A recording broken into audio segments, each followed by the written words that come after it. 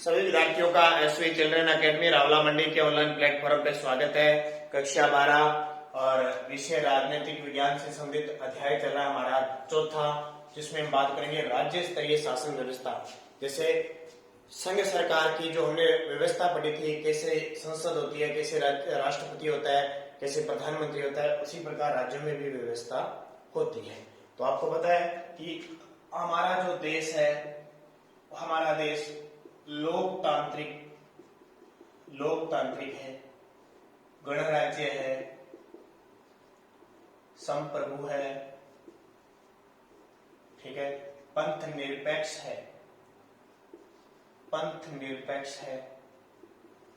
ना, अखंड है। अखंड का मतलब बंटा हुआ नहीं है, राज्यों का संघ है ना। लोकतांत्रिक यानी जनता के द्वारा प्रतिनिधि चुने जाते हैं, सरकार चलाते हैं। गणराज्य हमारे देश का जो राष्ट्राध्यक्ष है, राष्ट्राध्यक्ष कौन है? राष्ट्रपति। संविधान यानी राज्य व्यवस्था का राष्ट्राध्यक्ष कौन है? राष्ट्रपति। वो क्या है? जनता द्वारा अप्रत्यक्ष रूप से जाते हैं, कहीं ना कहीं जनता की भागीदारी होती है।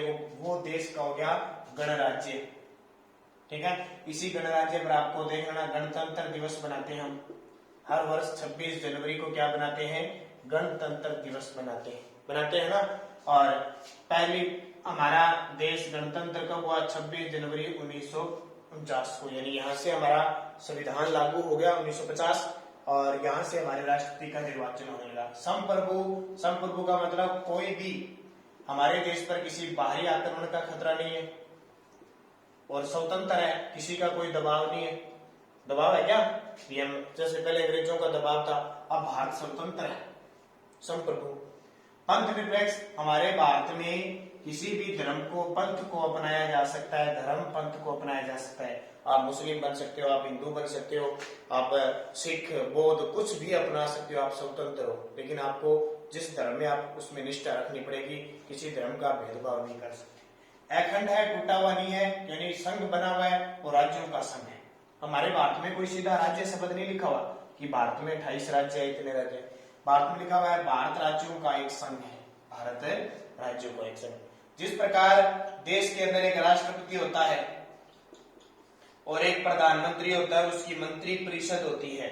जिस प्रकार देश में एक राष्ट्रपति होता है और उसकी प्रधानमंत्री, उसकी मंत्री परिषद होती है, उसी प्रकार राज्यों के अंदर क्या होती है? राज्यपाल होता है। जैसे राष्ट्रपति और राज्यपाल होता है, और उसकी सहायता के लिए मुख्यमंत्री होता है और उसकी मंत्री परिषद होती है। इस बात को तो आप जानते हो। यानी जिसने इस संघ सरकार की ये प्रक्रिया को समझ लिया, ये उसके लिए बहुत आसान होगी। अब देखिए, हम कुछ मेन मुख्य चर्चा पर बात करें तो हमने पढ़ लिया था कि कार्यपालिका में एक तो होता है औपचारिक, एक अनौपचारिक। औपचारिक में हमने पढ़ा था कौन होता है? प्रधानमंत्री, उसकी मंत्री परिषद, और अनौपचारिक में होता है राष्ट्रपति। ये पढ़ा था ना। राज्यों के अंदर देखो क्या होता है। राज्यों में संवैधानिक स्थिति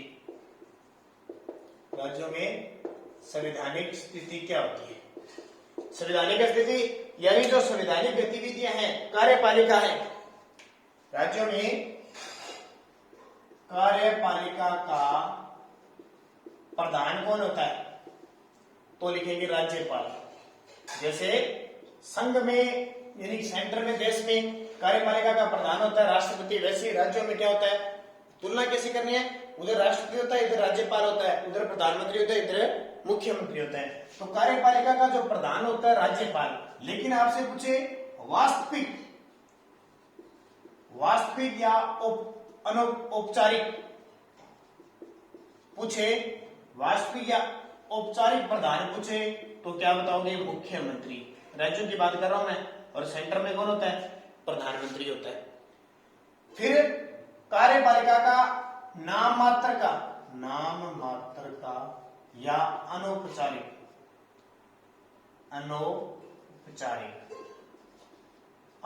होता है, वो राज्यपाल होता है। यानी प्रधान तो होता है, लेकिन वास्तविक औपचारिक होता है मुख्यमंत्री और उसकी मंत्री परिषद। समझना, ये बातें जो इंपॉर्टेंट बता रहा हूँ पॉलिटिकल में और कुछ नहीं है, ये ऐसी बातें समझ में आ गई ना तो पॉलिटिकल आने लग जाएगी। नाम मात्र या अनौपचारिक राज्यपाल हो जाएगा, ठीक है। अब बात आती है जैसे राष्ट्रपति काम करता है, क्या राज्यपाल भी वैसे काम करता है? राज्यों का संघ है, ठीक। अब इसमें हम कुछ बातें पढ़ेंगे जो हमारे लिए इंपॉर्टेंट है, ठीक है। राज्य का वैधानिक प्रधान यानी प्रधान आ गया राज्यपाल। अब राज्यपाल देखो, हमने अनुच्छेद पढ़ा था 52, कुछ याद है? कुछ याद है क्या? अनुच्छेद 52 भारत में एक राष्ट्रपति होगा। अनुच्छेद 53 भारत में राष्ट्रपति के पास कार्यपालिका शक्तियां होगी। अनुच्छेद 60, शपथ, 61, 170 मैंने बताया था। अब देखो हम पढ़ेंगे राज्यपाल। राज्यपाल अंग्रेजी में इसको क्या कहते हैं? गवर्नर। अंग्रेजी में इसको क्या कहते हैं? गवर्नर, ठीक है। पहले अंग्रेजों के टाइम में गवर्नर होते थे ना, हिंदी में राज्यपाल कहते हैं, याद रख लें। राज्यपाल कहां होते हैं? राज्यों में संवैधानिक प्रधान होते हैं। एक तो लाइन ये याद रखनी, राज्यों में संवैधानिक प्रधान होते हैं, ठीक है। अनुच्छेद 153, अनुच्छेद 153 क्या कहता है? राज्यों में एक राज्यपाल होगा। राज्यों में एक राज्यपाल, जैसे भारत में एक राष्ट्रपति होगा, अनुच्छेद 52 पढ़ा था। उसी प्रकार अनुच्छेद 53 कहता है राज्यों में एक राज्यपाल होगा। अनुच्छेद 154 उसमें क्या होगी? कार्यपालिका शक्तियां होगी। कार्यपालिका शक्तियां होगी, जैसे राष्ट्रपति में है ना अनुच्छेद 53 में, यहाँ अनुच्छेद 154 में कार्यपालिका की शक्तियां हैं, अनुच्छेद 53 में 153 में राज्यों में एक राज्यपाल होगा। लेकिन इनका प्रयोग कौन करता है? वास्तविक कार्यपालिका मुख्यमंत्री करते हैं। एक और अनुच्छेद पढ़ो, अनुच्छेद 155, शायद खत्म होगी थोड़ा सा। अनुच्छेद 155 में है राज्यपाल की नियुक्ति। राज्यपाल की नियुक्ति कौन करेगा? राष्ट्रपति। ये ध्यान रखो, वहां तो राष्ट्रपति को अप्रत्यक्ष रूप से चुना जाता है एकल संक्रमण मत प्रणाली, लेकिन यहाँ राज्यपाल की नियुक्ति अनुच्छेद 155 के तहत की जाती है। 3 पॉइंट तो आपको ये याद रखनी है। अनुच्छेद कौन कौन से? 153, 154 और 155, इनके तहत राज्यपाल नियुक्त होता है, इसकी शक्तियां होती है। ये सारा सिस्टम किसमें होता है? राज्यपाल की स्थिति उन तीनों में विवरण है, याद रखिएगा। राज्यपाल की नियुक्ति कौन करता है? राष्ट्रपति करता है। और किस अनुच्छेद के तहत? 155। अनुच्छेद 154 क्या है? कार्यपालिका शक्तियां हैं। और अनुच्छेद 153 क्या है? राज्यों में एक राज्यपाल। 3 तो ये याद रखें। अब बात आती है कि राज्यपाल की नियुक्ति राष्ट्रपति करता है। यहीं से पॉइंट ले लेता हूं मैं आपको जो मुख्य बातें वो बता रहा हूं, फिर अपने आप किताब में पढ़ लेना। अब राज्यपाल कौन नियुक्त हो सकता है? क्या चलते फिरते को राज्यपाल नियुक्त किया जाएगा? नहीं। राज्यपाल किसे नियुक्त किया जाएगा? नंबर 1 भारत का नागरिक, भारत का नागरिक, समझ गए। नंबर 2 न्यूनतम आयु 35 वर्ष। कितनी? 35 वर्ष। याद रखना, राष्ट्रपति बनने के लिए आयु कितनी चाहिए? 35 वर्ष। उपराष्ट्रपति बनने के लिए आयु कितनी चाहिए? 35 वर्ष। और राज्यपाल बनने के लिए न्यूनतम आयु कितनी चाहिए? 35 वर्ष। तीनों का ध्यान रखना, राज्यपाल, राष्ट्रपति और उपराष्ट्रपति तीनों को चुनने के लिए बनने के लिए 35 वर्ष की आयु होनी चाहिए। भारत का नागरिक हो, न्यूनतम आयु 35 वर्ष हो, और नियुक्त कौन करता है? राष्ट्रपति। किसकी सलाह पर? मंत्रिपरिषद की सलाह पर, याद रखना। तो आपसे पूछे राज्यपाल की नियुक्ति होगी। अब राज्यपाल को शपथ कौन दिलाएगा? राज्यपाल को शपथ कौन दिलाएगा? ठीक है, मैं दोबारा यहाँ लिख देता हूँ सारी बातें। पहले आपको नॉर्मल पता होगी ना ये बातें, तो आपके दिमाग में आ जाएगी भी कहानी क्या है, क्योंकि कहानी समझनी है और तो कुछ नहीं है। ऐसे करते वैसे करते सारा काम मुख्यमंत्री करता है। अब नाम सुनते हो क्या? हमारे राजस्थान के राज्यपाल कौन है पता है आपको? बहुत सारे विद्यार्थियों को पता नहीं होगा। क्यों? और आपको पता होगा कि हमारे राजस्थान के मुख्यमंत्री कौन है, पता है? तो आप फट दिन जवाब दे दोगे ये अशोक गहलोत है। क्यों? क्योंकि वास्तविक कार्यपालिका काम करेगी। वास्तव में काम तो राज्यपाल है, राज्यपाल को जानते ही नहीं। आपने मुख्यमंत्री अशोक गहलोत की शक्ल रोज देखते हो, फॉर्म देखते हो। क्या आपने कलराज मिश्र की देखी है?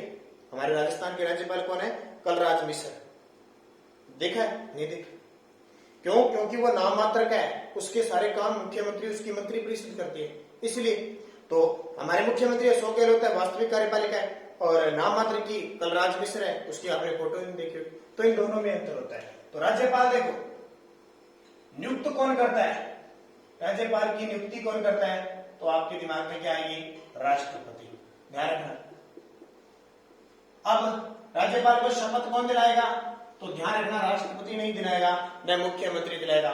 हमारे राजस्थान या हमारे राज्य के या किसी भी राज्य के उच्च न्यायालय, उच्च न्यायालय तो समझेंगे ना, हाईकोर्ट, उच्च न्यायालय के मुख्य न्यायाधीश, उच्च न्यायालय का मुख्य न्यायाधीश होता है ना, एक तो हमने पढ़ा था सुप्रीम कोर्ट के मुख्य न्यायाधीश, ये राज्य के उच्च न्यायालय के मुख्य न्यायाधीश इसे शपथ दिलाता है। उसके बाद में राज्यपाल त्याग पत्र किसको देता है? त्याग पत्र देगा हमेशा राष्ट्रपति को। किसको देगा? राष्ट्रपति को। हटाता कौन है? राष्ट्रपति। हटाता भी कौन है? राष्ट्रपति। त्याग पत्र भी किसको देता है? राष्ट्रपति। अब पूछिए कि जी राज्यपाल का कार्यकाल क्या होता है? राज्यपाल का कार्यकाल क्या होता है? तो बात समझ में आती है कि कार्यपाल का क्या राज्यपाल का कार्यकाल होता है या नहीं होता? तो ध्यान रखना, राज्यपाल का कभी कार्यकाल नहीं होता, क्योंकि राष्ट्रपति के प्रसाद पर्यंत काम करता है। प्रसाद पर्यंत, राष्ट्रपति के प्रसाद पर्यंत का मतलब जब चाहे राष्ट्रपति केंद्र सरकार जो होती है, केंद्रीय मंत्रिमंडल, उसकी सिफारिश पर कब भी हटा सकती है। कलराज मिश्र जैसे हमारे राजस्थान के राज्यपाल ना, 1 साल होगा अभी, इससे पहले वो और हिमाचल प्रदेश के थे, हिमाचल प्रदेश में दो साल रहे, फिर हमारे राजस्थान की बन गई। अब राष्ट्रपति की मर्जी है, हटाए तो हटाए, 5 साल तक रख सकते हैं या हटा सकते हैं। क्यों? क्योंकि राष्ट्रपति के प्रसाद परंपरा, राष्ट्रपति केंद्रीय यानी प्रधानमंत्री कह सकते हैं, प्रधानमंत्री की सलाह पर हटा देता है। वैसे सामान्यतः पूछे, सामान्यताएं अगर हटाए नहीं तो ध्यान रखना क्या है? 5 वर्ष। जैसे हमारे राजस्थान के पिछले एक राज्यपाल पता है ना कौन थे? कल्याण सिंह थे, पूरे 5 साल तक के। यानी अगर राष्ट्रपति नहीं हटाते हैं तो पूरे 5 वर्ष तक रहते हैं। ठीक है, 5 वर्ष तक रहते हैं, और 5 वर्ष पूरा हो जाए तो इन्हें हटाया जाता है। अगर नहीं हो तो बीच में पहले राष्ट्रपति कब भी हटा सकता है, 2 महीने बाद, 6 महीने बाद, साल, 2 साल, 3 साल, 4 साल, जब भी राज्यपाल को हटा सकता है। तो कार्यकाल निश्चित नहीं है, हटाता राष्ट्रपति है, त्याग पत्र राष्ट्रपति को देता है, शपथ राज्य के उच्च न्यायालय के मुख्य न्यायाधीश दिलाते हैं, नियुक्ति राष्ट्रपति करते हैं। और एक और ध्यान रखना, अभी मैंने बताया योग्यता क्या है, भारत का नागरिक को न्यूनतम आयु याद रख लेना, न्यूनतम आयु 60 वर्ष पूर्ण कर लियो, 60 वर्ष पूर्ण कर लियो। और राज्यपाल का कोई काम नहीं होता ज्यादा, थोड़ी बहुत साइन वगैरह करने के। एक व्यक्ति है, मैं आपको बताता हूं, सीतारमैया क्या कहते हैं? देखो राज्यपाल के बारे में कि राज्यपाल का काम है सिर्फ अतिथियों का सत्कार करना, चाय पानी की व्यवस्था करना, चाय नाश्ते भोजन के अलावा कुछ ही काम नहीं है। ठीक है, सीतारमैया कहता है कि राज्यपाल अतिथियों का स्वागत करता है, चाय पानी दावत देने का काम करता है। क्योंकि जो भी किसी राज्य के अंदर कोई मंत्री आता है सबसे पहले किससे मिलते हैं? राज्यपाल से। राज्यपाल भवन में मिलते हैं, सारा कुछ सिफारिश होती है। तो राज्यपाल का कोई ज्यादा काम नहीं होता है। तो राज्यपाल की शक्तियां वो सारी मुख्यमंत्री की शक्तियां जितनी होगी, कार्यपालिका शक्ति है, विधायी शक्ति है, ये सारे काम किसके हुए? तो अगले वीडियो में राज्यपाल की हम शक्तियां पढ़ेंगे, वित्तीय, विधायी, कार्यपालिका, न्यायिक, जो भी है उन शक्तियों। तब तक आप इसको बड़े तरीके से पढ़ते रहें।